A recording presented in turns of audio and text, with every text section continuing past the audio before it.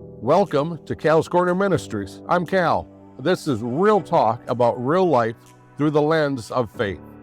No sugarcoating, no pretending, just honest conversations. God's truth and how it actually plays out day to day. If you're trying to walk this out in your life, you're in the right place. Let's get into it. Hello again, everybody. It's Cal from Cal's Corner Ministries right here in Des Moines, Iowa. And you will probably be seeing these podcasts here throughout the next few months, and you're going to go, did that guy move there? No, we didn't move there, but we're on our fifth podcast today. Maybe possibly save the best for last. Sean Quinlan is in the chair, in the hot seat. In the hot seat. You've been in the seats a lot hotter than that. Absolutely, absolutely. Yeah. What an honor it is to be here today, though. Yeah, I appreciate that. Great to have you here with us today. So I kind of gave you a little bit of an itinerary. Yeah. So, Sean, I knew you grew up in Scottville, Michigan. Yep. But tell us about the early years of Sean Quinlan up there. You know, I guess the biggest thing is being raised where a sense of history and family was pretty much everything. And I always use the expression of Mark Twain used to say, we're all poor and didn't know it. And I don't mean that to say, hey, look at me, I'm a victim poor.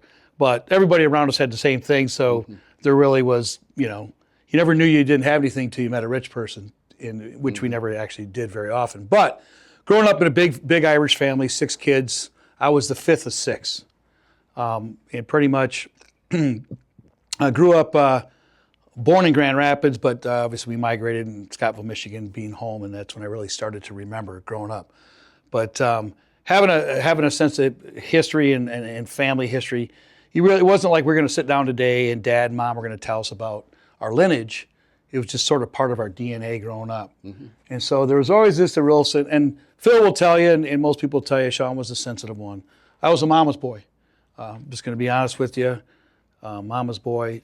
But, as father was, Irish Catholic, went to a military school from the age of 3rd grade to 8th grade, so there was a lot of order and a lot of structure at our house. Mm-hmm. When Dad came home, everybody, when I was younger, was, hey, you're going to be industrious because, and I'm a people pleaser. So being the mama's boy, people pleaser, never want to let anybody down. Mm-hmm. So, grew up and just like everybody, right? Always wanted to come out of the tunnel for Notre Dame, be a Notre Dame fan. And so love sports. Sports helped shape me, helped define the man I am today. Again, I love competition. It says a lot about people. Just play a sport with somebody for an hour and you really get a good idea who they are. Mm-hmm. So sports was a big part of our life growing up in small town America. And we were blessed, my brothers and I, that we had even though we lived out in the country, we still had like a neighborhood. And so we went down there opposed to today, where everything is now structured for every kid growing up, right? They have all these camps they got to go to and parents interject in everything. We were sent down to the neighborhood to go play, and the organization was done by the oldest that was there. So it was my brother, he's in charge, so we're going to play football or whatever. So you organize, and there's problem solving. I know it sounds crazy, but you solve problems. You didn't have parents that come in and interject. And then you had to be creative and innovative because we didn't have nice bats and nice balls and nice gloves and all those things. And so you were very creative, out of the box. And my brothers and most people will tell you that grew up with me, it was like, for some reason I had this fire in me. I didn't know what it was. I couldn't really explain it, but it was sort of like I always say, me and my brother against you 7. And he will laugh about it, but it was true. And I did this probably, I don't know at what age I was, but probably around 9, 10, or 11, it's like, hey, because everybody loves a comeback story. Everybody loves the underdog. And I feel that, but that was just who I was. Like, and then me and my brother and Todd against you 9, and I feel sorry for the 9 that we're going to play against. And again, maybe I was just, obviously overzealous, didn't know what overzealous meant. That's a big word for me because, I'm a Marine. So those are big words for guys like me. But it's sort of an oxymoron when you talk about intellect and Marine in the same sentence. But no, so I just revel in sort of my upbringing that I would never, change it for anything.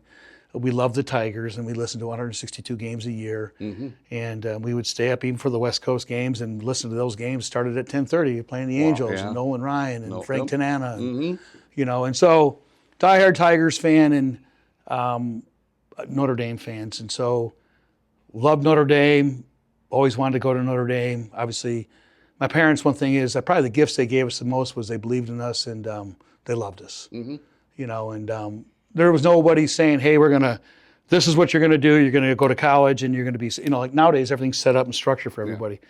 We just knew, my brothers and I, and my sisters as well, but at 17 or 18, you go make your way. And what does that mean? So I go through middle school, pretty good basketball player, probably average football player. I would say good baseball player, not great. Going to high school years and didn't mature physically until actually I got out of high school. Mm-hmm. Yeah. So late bloomer, I guess you would call it. Birthday's late July. So so my senior year, I think, hey, I'm going to have a good year. Growing up as a senior, unfortunately, parents were divorced, and that was hard on the family. I'm just going to be open and honest about it. Very tough on me. But now as you get older and married, you understand why things happen. But so that was tough on the family. So and my dad was in our life, but my mom we lived with mom and on the farmhouse.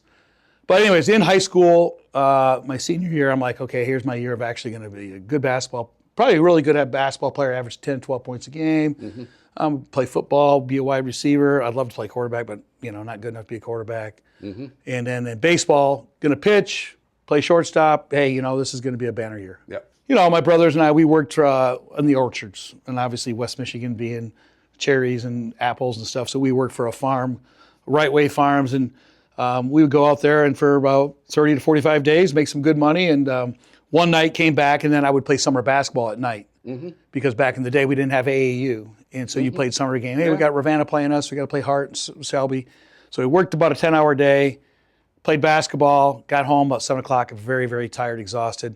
And I'm like, this is going to be a good senior year.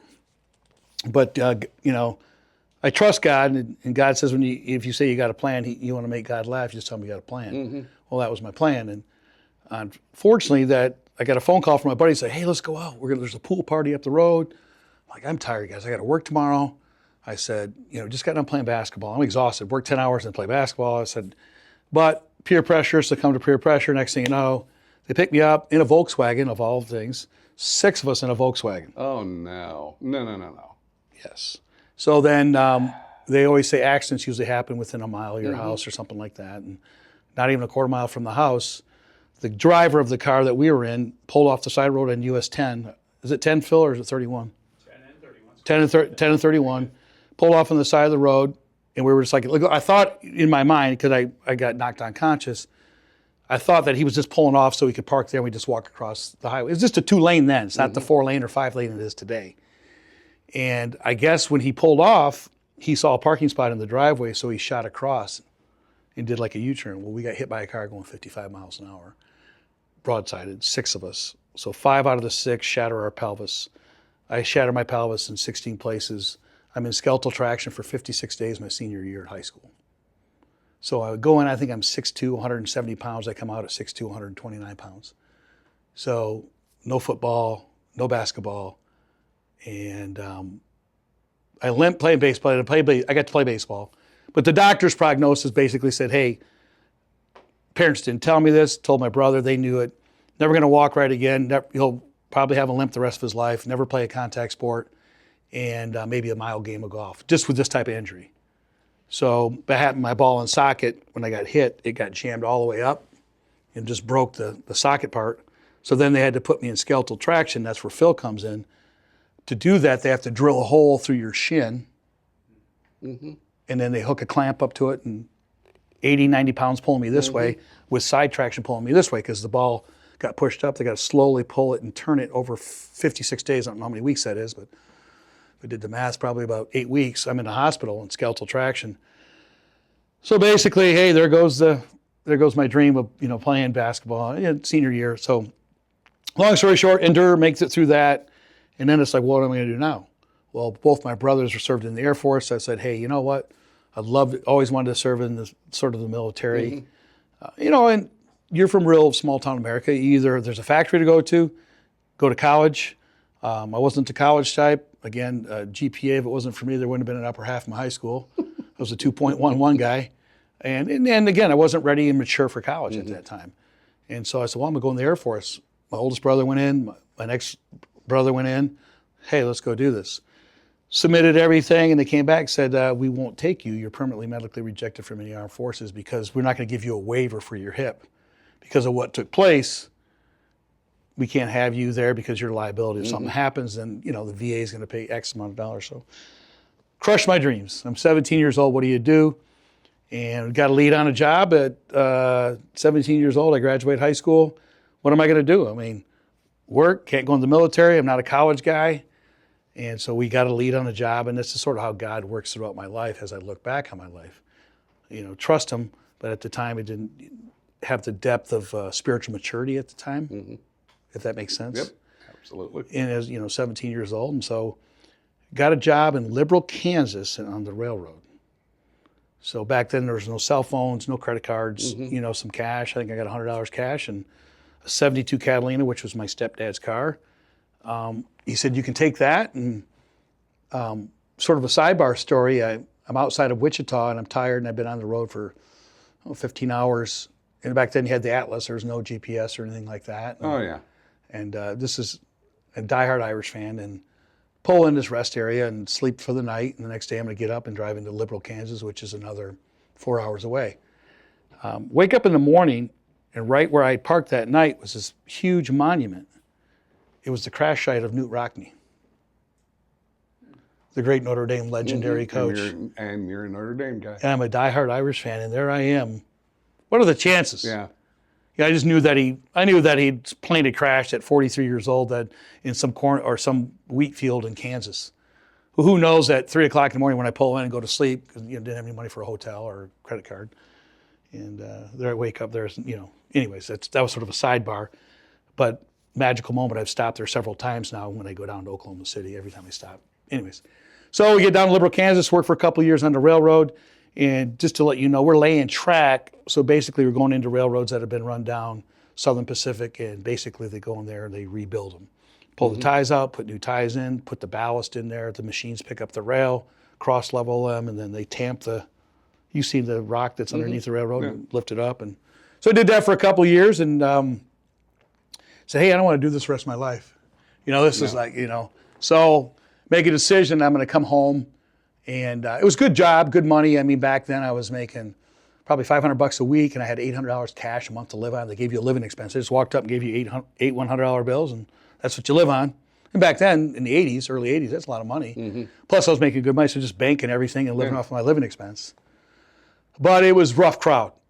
When I was 17, then 18, and I was like, holy cow, I'm working with grown men that got families, and we're moving down the track, we'd stay in a place and 10 miles of track, then we'd move to the next town and we'd stay in a hotel there. And so it was just one of these things that my spider senses go off, say, hey, I don't want to do this the rest of my life. So long story short, come home, going to go to school, dabbled in the community college, actually did fairly well in the community college, and said, hey, let's go to Grand Valley State, go to the next level, and maybe be a teacher. And so I go there under the auspice of being a teacher, and one of the roommates I have is a big baseball player, and he plays for Grand Valley. And at the time, you remember Phil Regan? Yes. I think he coached was a pitcher back in the day, yeah. And then he coached the Seattle Mariners. Yes. His son was the second baseman. Anyways, I went to watch one of their practices, fall baseball. I just check in. I'm going to school. I'm not going to school and I'm like, these guys are good, but they had Greg Shahida, Phillies had signed him, Rodney Brunell.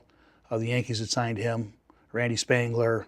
And so these were 4 guys that were going to go on to Major League, at least some minors. And so I'm like, no. So I borrowed a pair of cleats and a glove. I didn't have anything. And I went down there the next day. And I don't know why I did this. I didn't tell anybody. I just said, hey, I'm going to go. So I had 105 of us try out. They kept 5 of us. So I'm a pitcher, but again, I had 2 pitches. And at that time, fastballs clocked around 88, 89. Oh, okay. And I threw it a good slider, really good slider. So he kept me because I had a live arm. And you probably remember Kavanaugh from Oak Ridge. Yep. He's playing for Central. That was Matt Kavanaugh, wasn't it? His little brother. Okay. And he was playing for Central Michigan. Okay. Pitching for Central Michigan. And I had pitched against him in high school. I threw a no-hitter against those guys, and the next day I threw a one-hitter against Ludington. That was after I shattered my pelvis in 16 places. Back-to-back days, I threw a no-hitter and I threw a one-hitter. But again, I wasn't, there was nobody coming after you. There was no the recruiting things that they have today to get you out there. So it's like, whatever. So I walk on Grand Valley State's baseball team, and I'm like 14 pitchers out of 14. I'm put number 14, no scholarship. But the guy's like, hey, this guy's got a live arm. So the pitching coach said, hey, you throw all arm, I'm going to teach you how to throw the lower body. He was a physical therapist. Our pitching coach, a physical therapist from the University of Michigan, was our pitching coach. And so he said, just meet me 3 days a week in physical therapy room at 5:30 in the morning if you want to be a pitcher, not a thrower.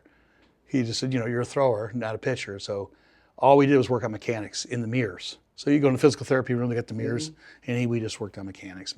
So I went from number 14 pitcher. Their first 20 games, roughly 15, 20 games, were down in Florida, and they were going to take 9 pitchers. Well, I started at 14, and I made number 9. And I got to go to travel to Cocoa Beach, Florida for like 2 weeks to play. Not spring balls, are actually first 20 games because Grand Valley's up north, so there's snow on the field. Yeah. And so first game I ever got to pitch against was Central Michigan. And there's Kavanaugh. I don't like him. He doesn't like me. And he's an alpha male. I'm an alpha male. And he's highly touted. I mean, he got a Division I scholarship. I mean, so he had a full ride to go to Central pitch. And he just remembers, all of a sudden I see him, he sees me, and we're down like 6-0 or something like that. And I guess the coach said, hey, it's a good time to give Quinlan a shot, like middle relief. We're losing.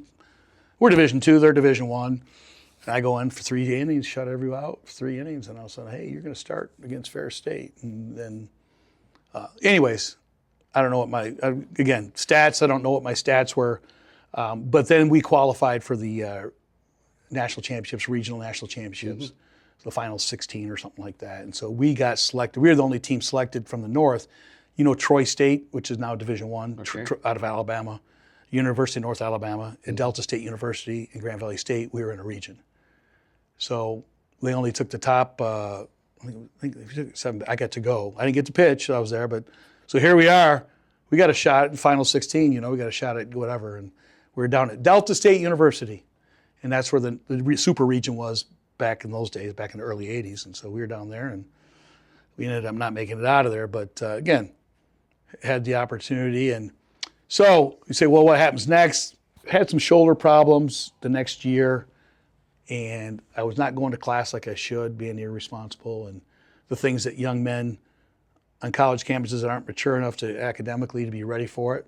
I fell into that category, and it's like, hey, and we came from a family, parents could do what they could financially, but I wasn't on a scholarship. So it was like, I'm wasting my time, not going to class all the time. And so I basically made a decision, hey, I got to do this, but I'm not going home.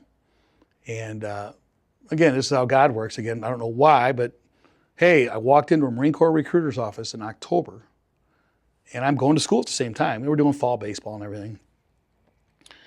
And I said, hey, I want to go in the Marine. He goes, what do I got to do? Well, I've already been permanently medically rejected from the armed forces 3 years earlier because of my hip. Well, back then they didn't have all the databases and things like that to interface. And so he's like, well, have any injuries? I said, I broke my collarbone, broke my upper leg. So I didn't really lie. Yeah. I broke my upper leg. And he's like, fast forward, I become the CO for all the recruiting. But I'm just like, for him, it's like, oh my God, because I got to write so many contracts a month. And he says, yep, you pass this, pass this, pass this. You're going to be in infantry. We can get you out of here. Next thing you know, a week before Christmas, I'm on the yellow footprints in MCRD, San Diego, California. That's the start of my Marine Corps career. So that's sort of leading up a young boy, small town America, to high school, to the railroad, to dabbled in college. Still got 2 years of college under my belt to the good. And I have a really bad semester at Grand Valley State. But again, at that time, it's like, okay. And my family at the time was like, and I had a girlfriend at the time, but they're like, what's Sean doing? He's running, chasing the wind, right? It's like, but I'm like, what? Scottville, Hart, Shelby. What am I going to go back and do? There's not much there. Not much. Okay, so it's either unless you got a degree or got a good. It's a great place to raise a family if you've got a good job. And I'm, not even thinking about a family. I'm just thinking about my future. And made this decision. The Marine Corps said yes. Well, that's God doing His work. I didn't know it at the time. He knew that I had something special in me, and the Marine Corps was able to harness that. And Yeah, go from there. Go from there. Yeah. And so I'm in the Marine Corps 2 or 3 years, and I'm like, dating my wife now. Like, hey, it's one of those things that we got to either cut this off because I'm in California, I go to boot camp. I'm now going to be stationed in 29 Palms, California. I don't know if you've ever been out to Joshua Tree or the Mojave Desert, No. but it's sort of like the moon, but less to do. I mean, it's really 120 degrees from like April to October. Yeah. It's 120 degrees. And you were out there, the Army gave up the base in the 50s because it was like, they said it was inhabitable to man. Well, the Marine Corps was like, hell, we'll take this base. And so here we are, I'm out there, and I'm just at E1, E2, E3, and I proposed to my wife, and she's 19 at the time. We get married, she's 20. And now I'm sure her dad was going, number one, you're not my first choice. You're going to take my daughter all the way across the country to the Mojave Desert. You're going to go to the field for 2 weeks a month. She doesn't know anybody. This is foreign. This ought to end real well. I'm assuming that's, and again, I never did ask Dave about what he thought, but at the end of the day, I can only imagine his thoughts. Yeah. And if you look at military marriages, I would say over 70% end up in divorce. It's just tough life. And so there was something in the Marine Corps. After 4 years I'm out there, I'm like, I'm going to get out. And here's how God works is they call the contact teams come in and they basically talk to everybody that's about ready to re-enlist or get out. So you got 4 years in, it's time to get out. Well, they have these teams come in and say, hey, we'd love to keep you. We can offer you this job, this job, this job, this job, this job. And so I'm not the Lone Ranger. We're in this big auditorium and they say, hey, here's what's available to you. And the guy sits me down and says, you can go security forces, Hawaii, and it's a whole different job. And we'll give you like a $5,000 bonus. Well, heck, $5,000 bonus was like, I just won the lottery. So Kelly, my bride, and I got a little baby, Chelsea, she's in the car and I walk outside and say, hey, they offer us Hawaii for 3 years, $5,000 bonus. I got to go to school up in San Francisco, Mare Island, a naval base for 8 weeks. And then we go to Hawaii. And, she's looking at me like, what are we going to do if we don't do that? And she said, I'm in. So that's when I really started to learn how to be a leader. So I get over there and, I'm in charge of 40 men. And not only are you in charge of the 40 men, you're in charge of their families too. Sort of like Nelson Mandela. They asked him once when he was the president of South Africa, how's your family? And he says, I got 47 million people in my family. The same, meaning. Yeah, that's our country. Yeah, so as a leader, I looked at not only if I got a third of my guys are married, I'm not responsible for them as well, but their families as well as a leader. But that is really where I think that fire and passion in me, God just sort of harnessed it and started to mold me. Because the one thing about the Marine Corps is it's really just old-fashioned values and great work ethic, integrity, honor are big in the Marine Corps and the sense of history and tradition. So it was really up my alley, but it's hard. I mean, because we don't have the best stuff. The Army has the best stuff, and we don't have the nice bases like the Air Force has the nice bases and all this stuff. And so, but I sort of embraced that just Spartan type lifestyle. Welcome to Great Men's Ministries, where men come together to hear stories of faith, to be encouraged, and have fellowship. Join us every second Saturday of the month at 7 a.m. at the Grant Depot. All men are welcome. Welcome back, everybody, here at Cal's Corner Ministries. Sean Quinlan again with us here today, and so let's pick this back up. So you're moving to North Carolina. North Carolina. I've never been to North Carolina before, and so we get there, and I'm going into what they call Second Light Armor Reconnaissance Unit, and it's sort of a modern day cavalry unit. So if you just think of modern day cavalry with vehicles instead of horses. It's mounted infantry. And so I get there and again, like I said, my leadership skills are starting to evolve now. I'm starting to realize, hey, I've got some passion, some fire here, some compassion. People gravitate toward me. And so in the military or in the Marines, when you're in charge of 40 men or 30 men, or it doesn't matter, 13 men, you're always in front of your men and you're always having to talk in front of them because you're constantly passing word. Hey, here's the mission for the day.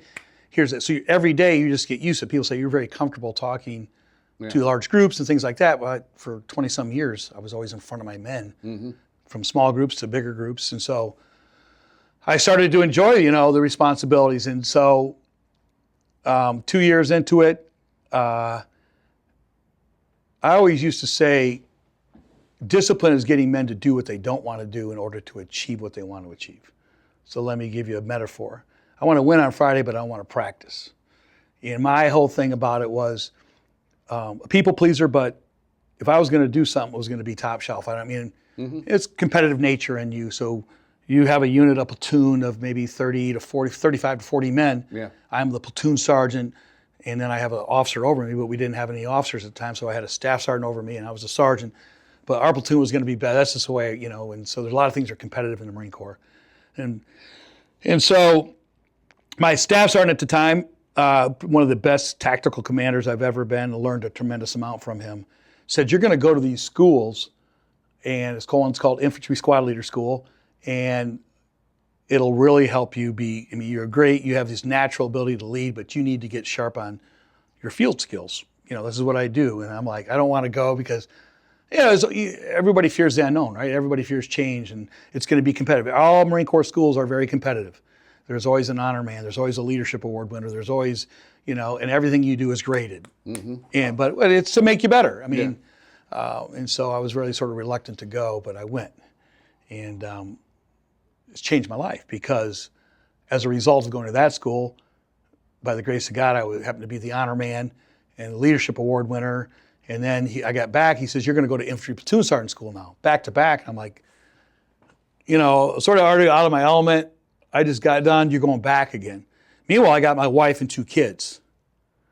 So I got Chelsea and Ashlyn Kelly, obviously the light of my life. And unfortunately, in the military, a lot of the time, the Marine Corps got my best and my family got what was left over. But at that time, you're just trying to provide. As a man, you're thinking, if I'm providing and protecting and leading and they're safe and whatever, I think I'm doing my job. And probably could have been a better husband and father, but my whole thing was if I work hard, it's the greatest form of meritocracy. The military is the greatest form of meritocracy. You get promoted on your merit. It's up or out. It's if you're not doing, but you can move ahead of everybody else if you do well.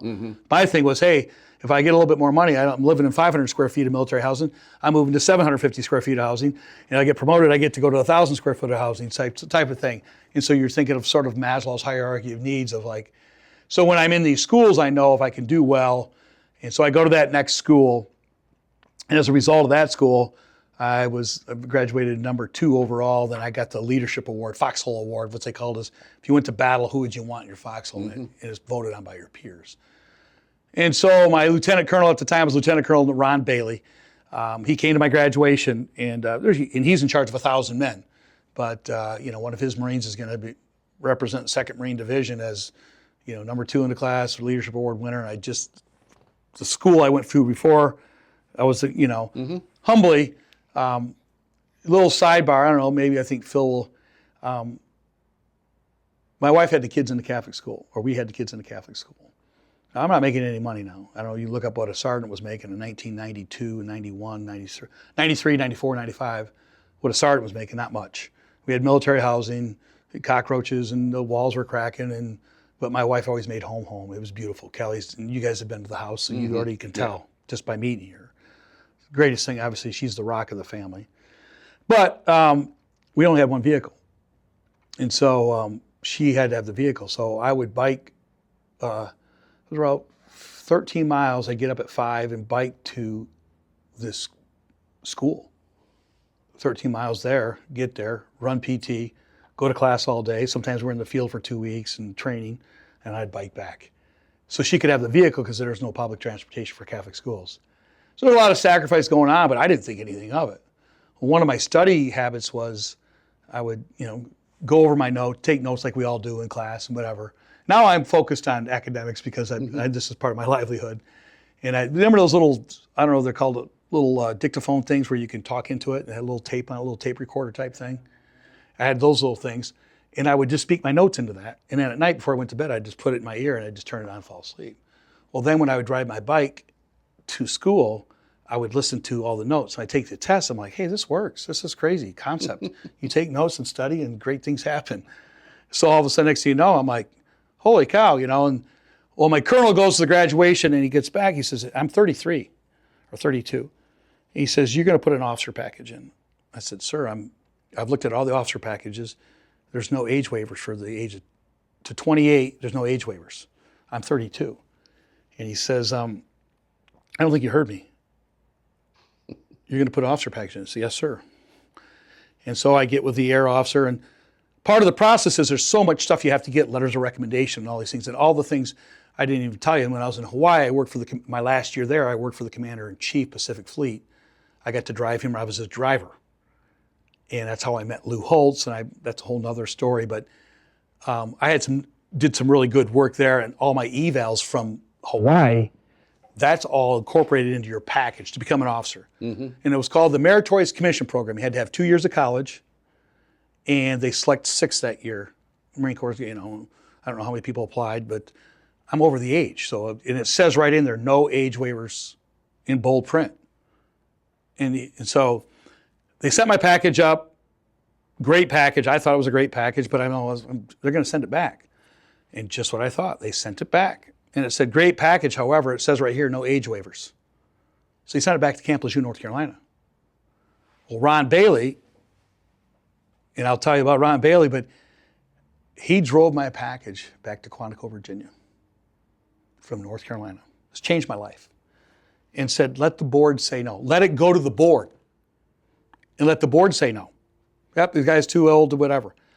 And these are the parts I don't like to talk about, but somebody I know, my brother, say, hey, some of the good things that happen you have to share with people so you don't sound arrogant, or not arrogant, but just sort of egotistical. But Ron Bailey, he'd ranked me number 1 of 112 sergeants in his unit. So you had 1,000-man unit, 112, he ranked me number 1. So you have those evals on top of that, and he had his money on me. This guy drives my package all the way back up and says, here's the deal. I put my 18 years in silver oak leaf, I never forget it, on this guy. If he doesn't deserve to be an officer, I don't.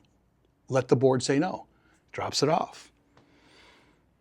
So 4 weeks go by, the board convenes. I'm expecting, hey, great package, but you're too old. Calls me into his office. I don't think I've ever told my brother the story, but called me into his office and says, and he has a local congressman from North Carolina in his office. And Ron Bailey, another beautiful thing about Ron Bailey is no one bugged Ron Bailey between a certain time in the morning because he would pray with the chaplain every day before he started his day. He just didn't, that's just the kind of man, just letting you know. Great, compassionate warrior. So he's a warrior, but he's a warrior of Christ as well. And he said, hey, I report as ordered. I mean, you're reporting to the lieutenant colonel. He's in charge of 1,000 men. I report as I'm supposed to. And he tells the congressman, I'd like to introduce you to the second most competitive man in my unit, me being the first. So he introduces me to a congressman and says, this is the second most competitive man in my unit, me being number 1, him being number 2. So he introduces me to. So I'm like, okay, where's this going? He said, 6 weeks ago, you told me you're too old to be an officer and that there's no waivers of poly. Pack your shit, you're going to officer candidate school. You've been accepted to the Meritorious Commission Program. And I get teary-eyed. Yeah. This is life-changing. So I take my wife out to Swansboro with my 2 little girls, and Chelsea and Ashla. And Swansboro's a little town right outside, right on the Atlantic Ocean. In the Atlantic Ocean. And I'm like, how do I tell my wife? My wife doesn't know, man. She's just, wherever I go, hey, let's go, baby. And she was always behind me. She's just a phenomenal person. And I took a second lieutenant bars now. I still have to go to OCS yet. So I've been selected. I have to go. I'm going to go to OCS for 10 weeks. But I have to let my wife know. So I go out to dinner, and we didn't go out to dinner back like people do now. We just didn't have any money. We were poor and didn't know it. Sort of like Mark Twain said, we go to Piggly Wiggly and cook out on the grill. And we thought we, died and went to heaven. Take her out to dinner, and I took a second lieutenant bar, and I put it in a glass of wine. I put it at the bottom of it. And we're talking, and I said, hey, babe, Colonel Bailey called me in today and told me about if I got the program or not. And really? And she's, Callie, you guys meet her. And I said, look in the bottom of your glass. I got chills right now. been selected Meritorious Commission Program for the United States Marine Corps, going to Quantico. We're leaving in 3 weeks. She just started bawling. So now we get up to Quantico, and I put my daughters and my wife on a train back to Michigan. And my mom and my stepdad picked them up in South Bend, Indiana. Now I've got to go through 10 weeks of OCS, become an officer. And it was one of those things that burn the ships, I'm all in. And the reason they didn't have people over 28, 29, 30 years old because of the physical rigors and things like that.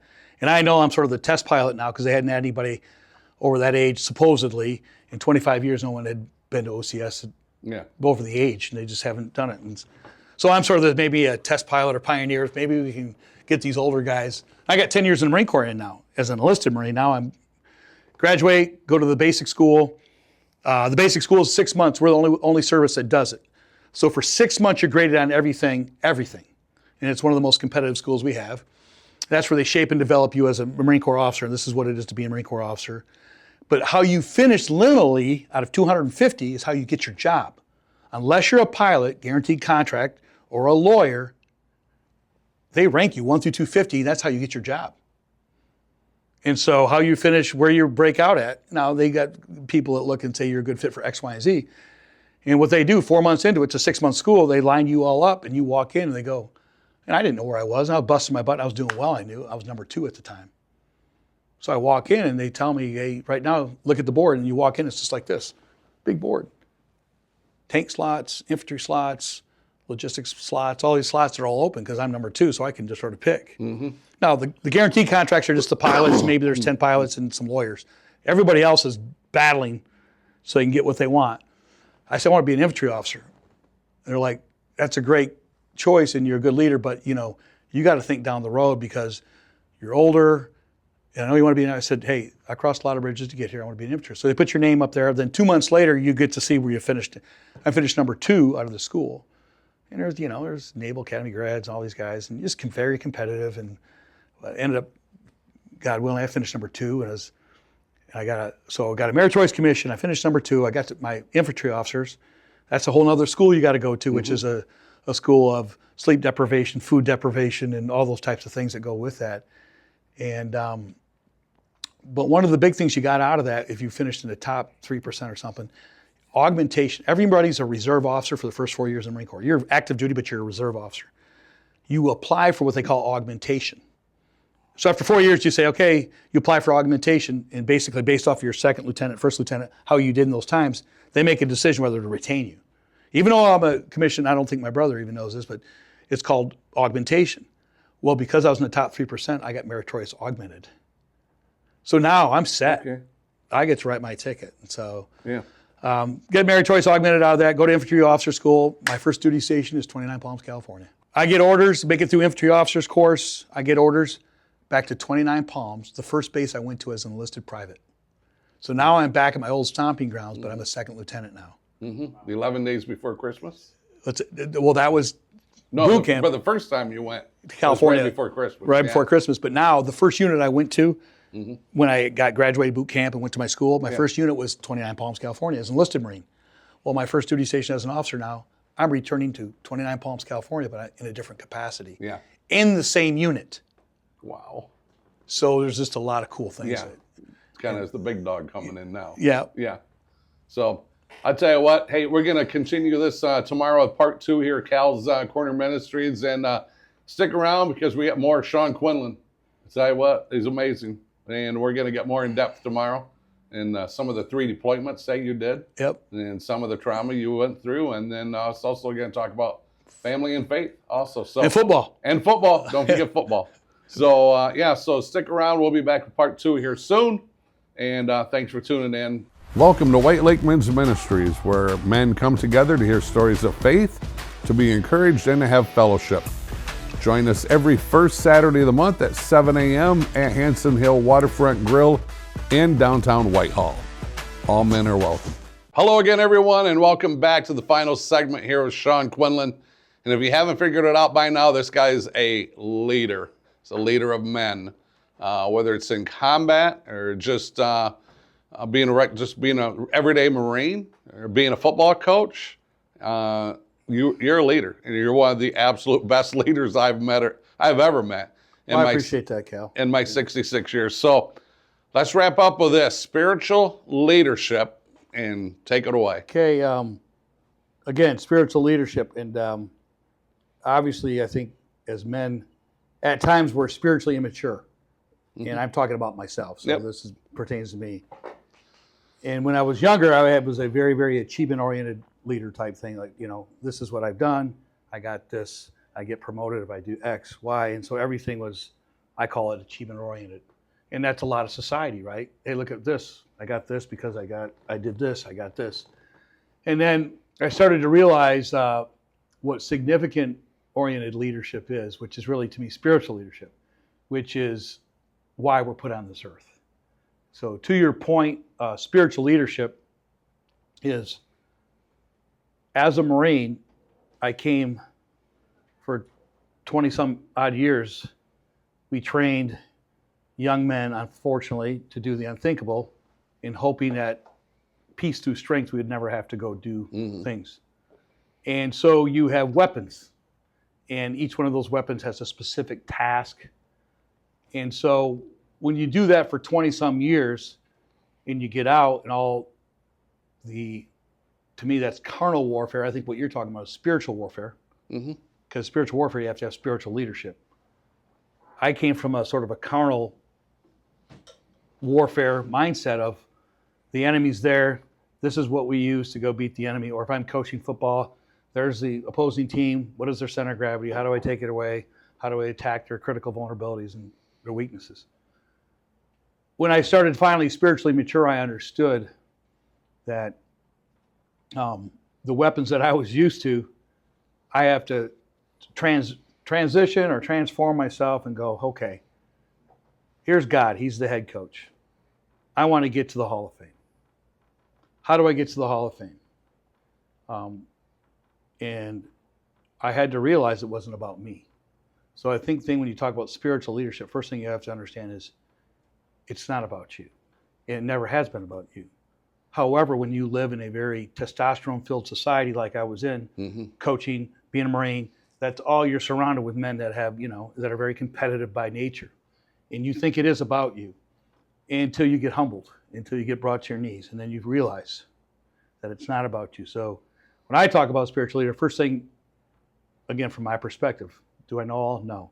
This is my perspective, that first thing is you have to realize it's not about you. Number two is realize that each one of us has been blessed to be given some certain gifts and talents. That's the 8 billion people on the planet. Every single one of us have been, created by God, in the image of God, and given certain specific gifts. And I think a lot of people don't understand, He wants you to use those gifts to advance the kingdom. The end state, the final result desired by God is advance, make disciples, go forth and make disciples, advance the kingdom. We've heard it many different ways, whether you're reading Matthew, whether you're reading Mark or whatever. But how do we go about doing that? In today's society where everything is, I think we live in a very, very narcissistic society. I believe we have a character crisis in this country. I'm not going to talk about the world, and I think when you have a character crisis, you have a leadership crisis. So I don't come to you today as you ask the question, what is spiritual leadership? I come to you with an answer that the greatest resource we have in this country is not Bitcoin, it's not oil, it's not gold, it's not the F-35, it's our youth. And I'm just talking to, I would say, middle-aged men to older men but our youth. So, and they're not being taught this. But when you are going to fight the enemy, we know Satan, for lack of a better term, probably has an IQ of 20,000. He knows our weaknesses. He knows how to attack us. Oh, yeah. Okay. In what we do as men, we're prideful. We want to fight Satan carnally, physically. I want to fight him. It doesn't work that way. So God gives us these great weapons that we have to use, but we have to know how to use those weapons. And I think the second thing you must understand, that spiritual leadership is not about you. The second thing is we have to realize every man is broken. Everybody watching this, whoever does watch this, my mom will probably watch this, about it. But I'm saying, at the end of the day, because she says, hey, I got to watch this because Phil, my son, said, hey, watch Sean and this so he doesn't feel bad. But any man watching this, understand that you're wounded. I'm wounded. We're broken. But we're broken by design. And until you realize that, this is my second principle. I've never thought about this until you asked the question. Yeah. So I'm just trying to sort of sequentially go through this, that once you understand you're broken, then you say, well, how do you fix a broken story? And I think the greatest way to fix a broken story is embed it in the greatest story ever written. And that's the Bible. Mm-hmm. And I didn't know that for a long time. So I'm not going to sit here and profess to be Billy Graham or, Pastor Jeremiah or anything like that. Yeah. But I do know that the more that, the older I get, the closer I get to the truth. Mm-hmm. And the truth is, that's all the answers, good, bad, or indifferent, all the answers to all of our problems are in the Word. Mm-hmm. And so spiritual leadership. Well, so what are some of the tools we can use to defeat the enemy? One of the toughest ones, especially for men, is forgiveness. I think that's one of the greatest weapons that we can use. Because I want to use, I'm used to using, fast movers at 12,000 feet, cobras at 5,000 feet, artillery, all those types of things. Well, guess what? I'm fighting a faceless enemy, Mm-hmm. right? Yeah.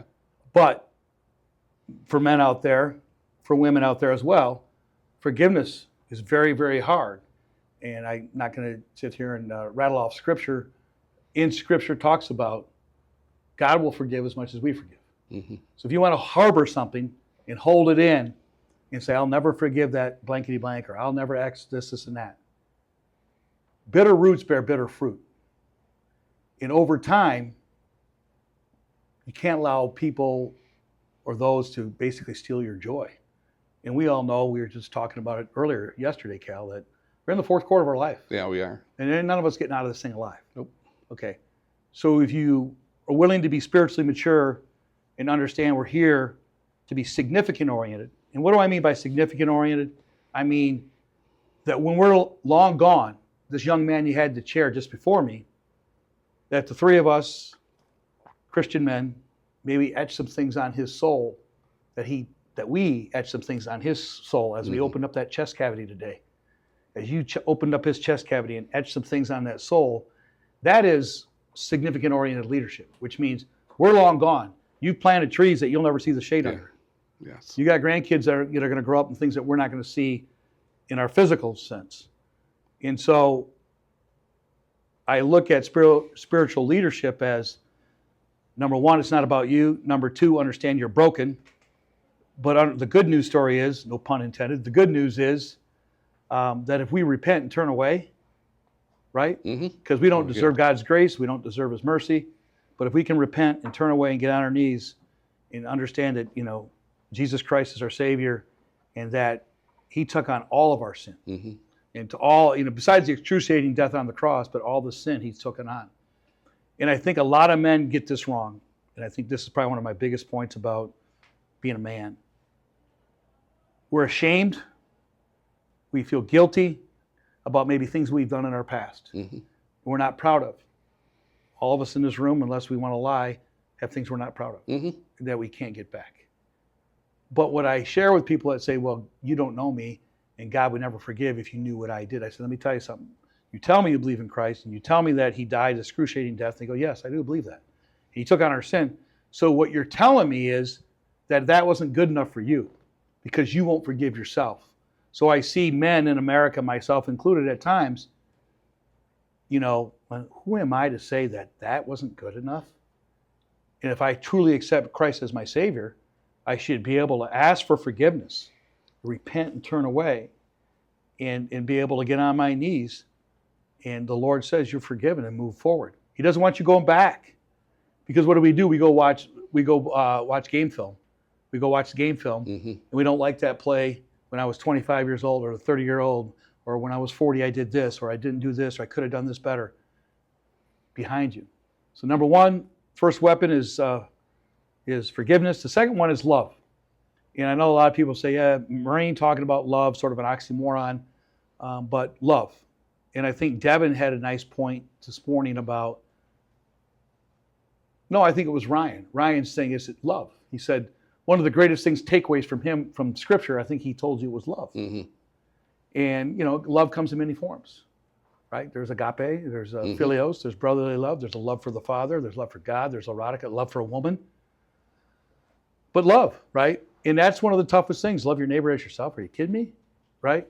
and love your wife as God loved the church. I mean, all these things, right? We just say, but to actually live it. So I would say we have these weapons to use to help being a good spiritual leader.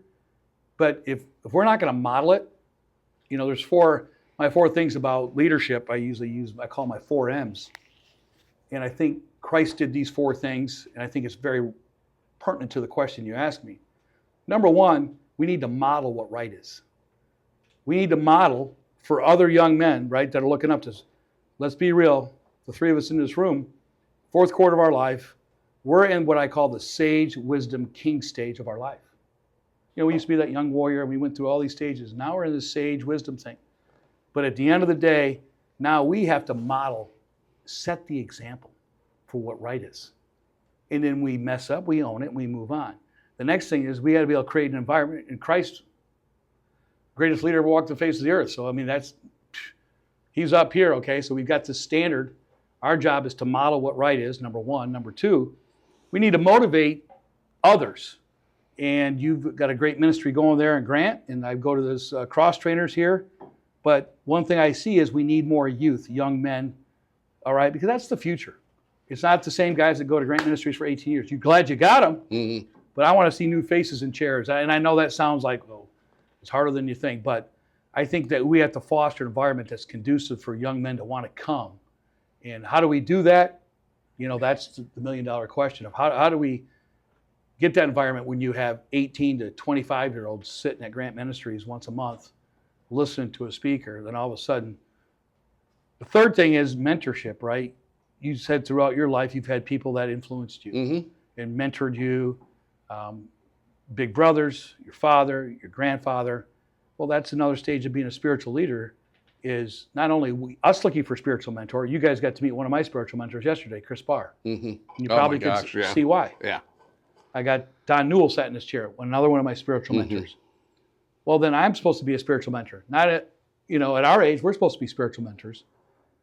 And who do we have in our coaching tree? Let's go back to your football analogies. It's sort of like a coaching tree, right? Well, you saw Ryan and you see Devin, but and then the last one is I talked about model what right is, motivate to create this environment that's conducive for people to want to be Christian men, be good Christian men. Mm-hmm. Number 3 is mentor, but the last one is multiply, which that's exactly why we're on this earth, Mm-hmm. right? So those are sort of my 4 M's of this leadership, but I tried to tie them into spiritual leadership, and I say, well, it's pretty appropriate. Jesus modeled the way. Jesus motivated the disciples. Jesus motivated the masses. Jesus was a great mentor. Jesus multiplied. Oh, wow. There is some parallels between just regular leadership and spiritual leadership. And I think that I would say another tool that we have, I talked about love, forgiveness, compassion for others is another one of my big things. Is I think probably one of the worst things I do that I need to work on constantly is being judgmental.